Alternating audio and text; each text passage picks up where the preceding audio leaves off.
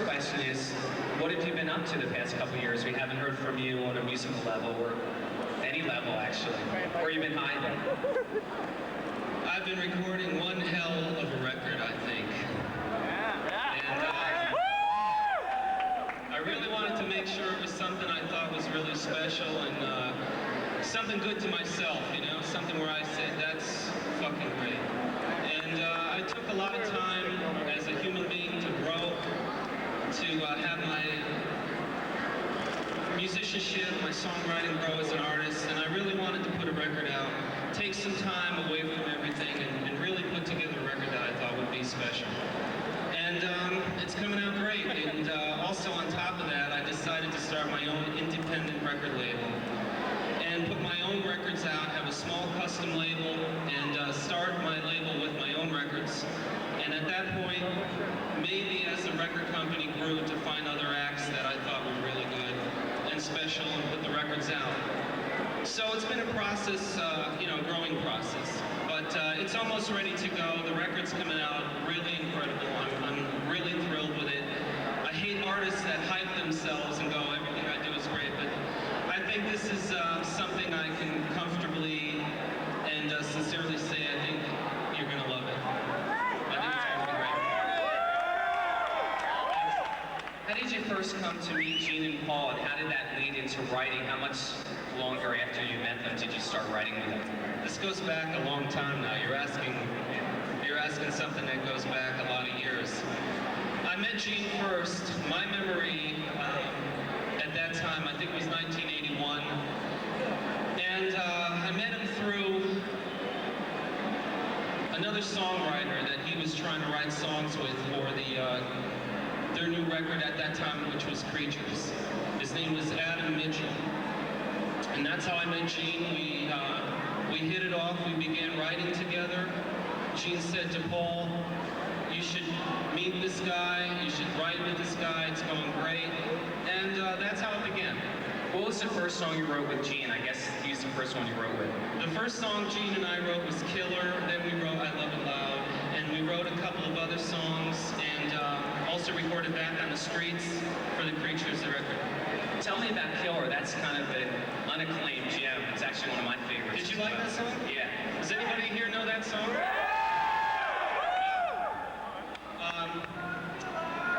Yeah, I think that's it. Very good, very good. Brings it back. Now I remember it. That's a good one. I think I brought the music. I had the title, and let's see. I have to remember this period of time. The band was already recording at the record plant in Los Angeles. We were writing this while the record was being recorded, and I think I came up with the idea. Gene added some good stuff to it, and the song just, you know, it just grew and became finished. We finished it in the studio.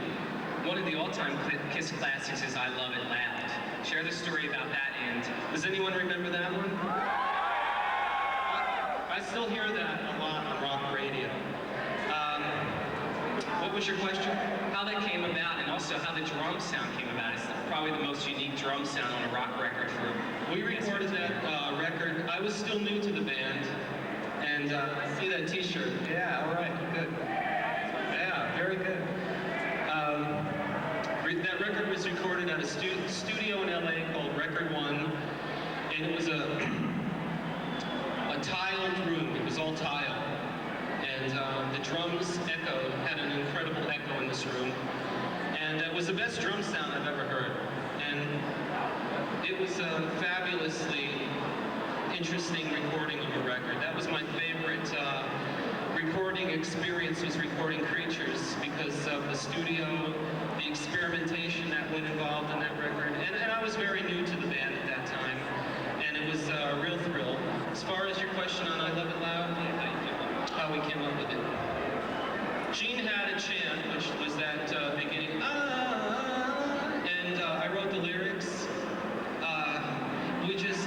We worked back and forth real well. Gene and I and Paul, I feel, had a very good chemistry. Do you guys feel that way? Good, I'm glad, because I think we left behind some really good music. We wrote some good stuff together. We have a good interplay. You know, I'll feed you an idea, you know, you feed it back to me, and eventually that's, you know, we both go, yeah, that's it. And that's how that began. Was there a difference between writing with Paul and writing with Gene? Would Paul come in with a guitar, with an idea first, or was it just all different each time creatively? If you are more specific, song-wise, I can give you maybe more specifics. Generally speaking, it's... Lick it up! Pardon me? Lick it up! Lick it up? Very good question. I said, I remember saying to Paul, I've got a great idea for a song. And I started singing it to him, and I don't think it clicked with him. I don't think he picked it up really quick. And he didn't seem excited about it. And I said to myself at that time, I think this would be a great new single for this record. I had the title, I had the melody basically, and I said to Gene, I said, you know, I think I got a winner here, and I think you should hear it. Paul doesn't hear it yet. And Gene heard it, he said, you should play it to Paul. I said, I already did, but I don't think it clicked with him yet. And the next time I played it for Paul, he said, hey, that's great, we should work on it. So a lot of times songs, when you hear them, you may not be in the right frame of mind to hear something quickly, but another day, another time, another mood, you go, hey, that's great. So that's how Lick It Up began. I think one of Paul's favorite songs of recent Kiss is I Still Love You, which you co-wrote with him. Is there any story behind that? I Still Love You. You guys like that song? That's great. That song was really, it was a great memory remembering that song, and we both were into it very much, and we both contributed a lot to it, and it just clicked, you know? I think writing with them is really a terrific chemistry. We always write very well together, and I think we have, it's just a real natural thing once we get together. It just always happens. Well, obviously you played on the Creatures album, probably the majority of the record, but weren't there some other guitarists that also played? From my recollection on the Creatures tour, on the album, I was still very, very new to the situation. They were still auditioning tons of guitar players, and I mean tons. There could have been 2 tons of people if you just put them on a scale. And I was there through the entire process that I think I remember at this time. I mean, we are still looking about 13 years ago. No, maybe about 15 years ago now? 13 or 14? To the best of my knowledge, they were still auditioning players, and the way they did that was to have some of them come into the studio and play on some of the tracks. And I think that was part of the what worked with them as far as an audition process. And I think they had a few players come in, and at some given point I was asked to play. And once I came in to play, the fact that we were writing really well together, I just ended up finishing the record and eventually joined the group. Tell me, you mentioned Back on the Streets that the band recorded that. Did you sing the song in the band? Or? Back on the Streets, the way that I was introduced to the producer of that band, which was Michael Jackson. Not the Michael. No. He may think he's the was a song that I had demoed called Back on the Streets, which I recorded for my own record at some point. And I think that was recorded by John Norum from Europe. And Michael Jackson had heard this, and he was producing Kiss, and he heard the song, and he said, this is a hit song, we want to do this song. And that was part of the beginning process of me joining the group, or getting introduced to them. Paul sang it, we recorded it for that record.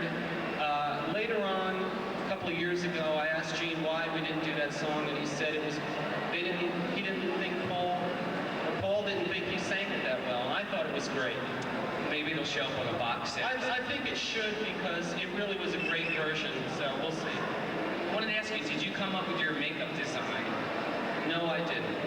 Who came up with the design? And did you feel close to it? Did you enjoy it? You know, I thought it was a great design, and as my memory recalls, I think it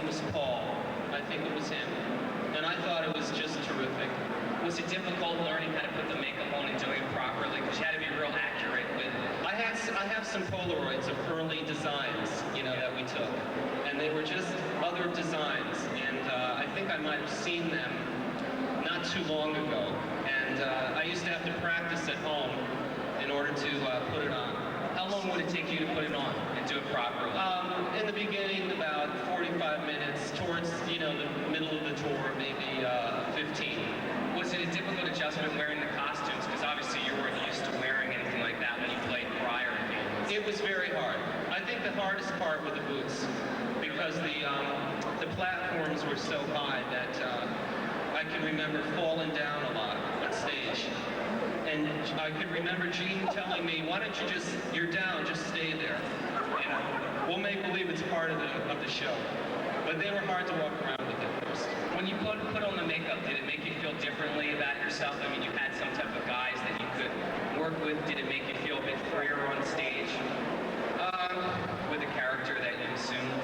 I think if there's a character involved, so you do feel a little different, yeah. You know, because now you are something a little different, a little stranger than what you are before you go on, you know. So it plays a psychological thing. Now, I've heard you're working on a book yourself. Yes. Tell us about that.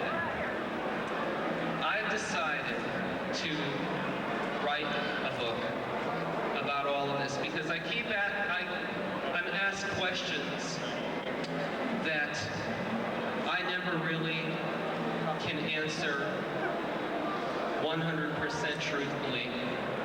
I've seen a lot of things or heard a lot of things written about me and my tenure in this band. You showed me some questions that I've looked at and said, this is impossible. And I decided to write a book to tell the truth. And there's a lot of things being said. They're very manipulative in press. And I figured this is the time to really tell the truth. And this will be out maybe in about a year's time. I'm writing it now. And it'll be the truth to most of these questions. Well, one of those questions was, I think in Guitar World, Ace spoke about being asked midway into the Creatures tour that Gene called him and asked him to rejoin the band. Is that true, and what really happened?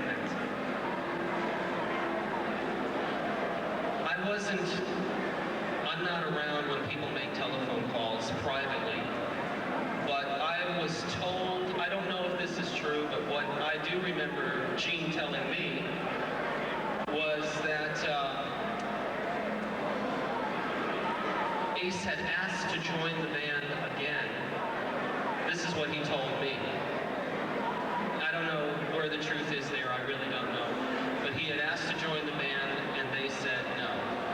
And I remember how the question was asked. It said it was, I think Gene said to me, we were walking down a New York street, it was late at night, and he said, you know, Ace asked to join the group again. And I said, well, is he going to come back? He says, no. And it was as simple as that. Did you ever meet Ace? I met Ace once. Yeah, one time I met Ace. He seemed like a very nice guy, and we got on very well. It was a very short conversation. I don't think I've ever run across Ace again. And I think I met him first as I joined the band. He wished me luck and said,